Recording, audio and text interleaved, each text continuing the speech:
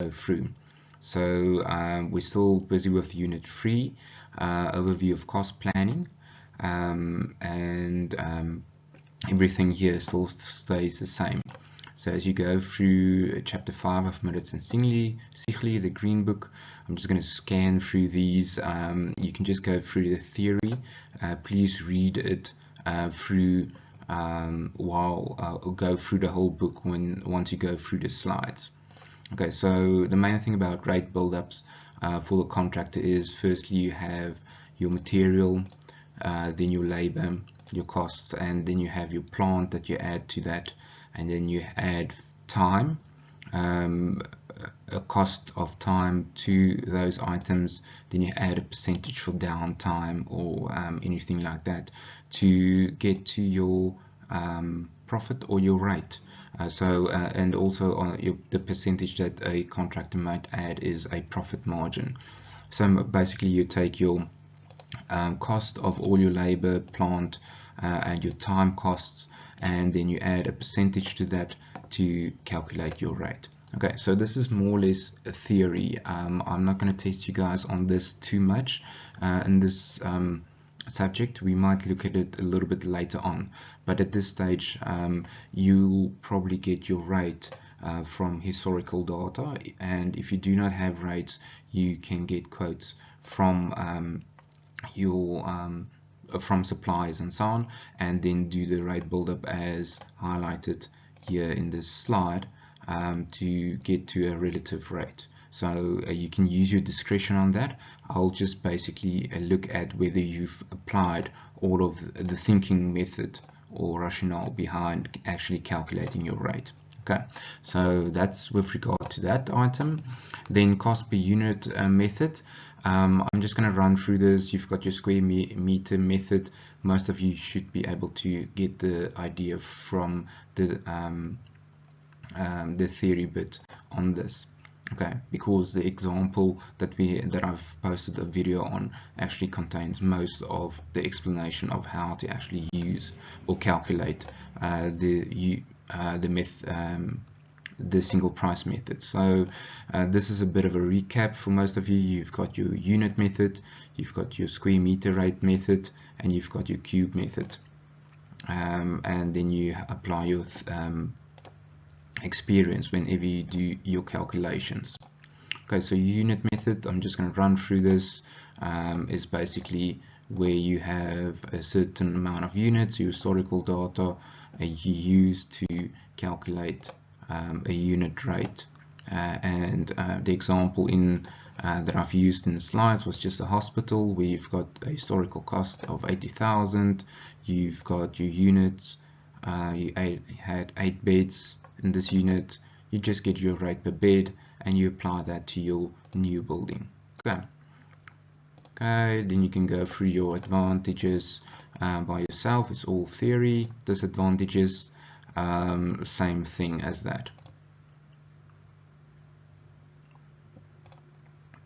Okay, so just go through this, then your possible applications. Okay, also theory that you can go through. Very important that I want to highlight in this slide is please go through your example 1 of appendix 1. This is where you will get an idea. Okay, and then you can have a look at this video that we also watched during the lecture. You can just copy and paste this URL. Then the area method, same thing applies. You just calculate your area of your historical building divided by, and you take that rate divided by the area that you calculated, and you take that rate and you multiply it with your new building. Okay, so still very much theory in all essence. So again, you can go through your example 1 of appendix 1. Okay, here's just the calculation, same building, calculated the area to get a rate, and then your cost of your new building. You just take the area and you times it with your rate to get the new estimated basic cost. Okay, so the advantages again is theory. I'm just going to run through this. Before a particular tariff can be used correctly, it is important to always first determine what is included in the tariff. this is very important to take note of. Okay, then the cube method, I think this is the one that I got the most questions on, and the main thing about this is you will see in your appendix 1 and I think it's appendix 2, you will see there's a little section of reading work, and this is actually how the formula works. So there's two options with regard to your cube method.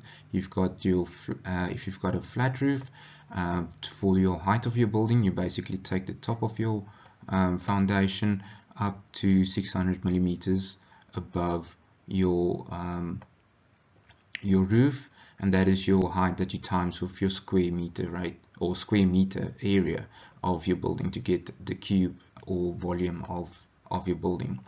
Then the other formula that you need to use is the same. If you've got a pitch roof, you take the middle of your pitch roof height up to the top of your foundation level to get your height.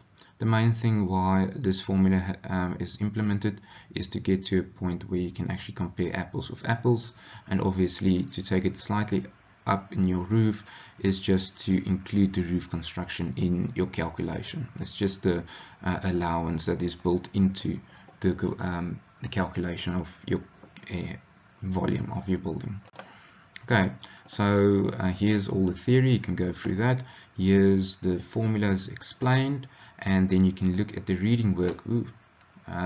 Reading work in your appendix 1, and you will actually see how that formula works. So, and in the example I also explained that. Okay, so you can have a look at this. Your example, again, you've got your 80,000 Rand divided by the volume of your building to actually get to the 90.06 cubes, and then you just times that rate with your new volume of your new building to get a new basic cost. Okay, then again the theory sections. So please go through this. Please have a look at the lectures of the examples. Those are the most important ones that you need to try out. So, but if you do struggle, please do not hesitate to email me, and I'll try and sort it out. Thank you. Keep up. Bye.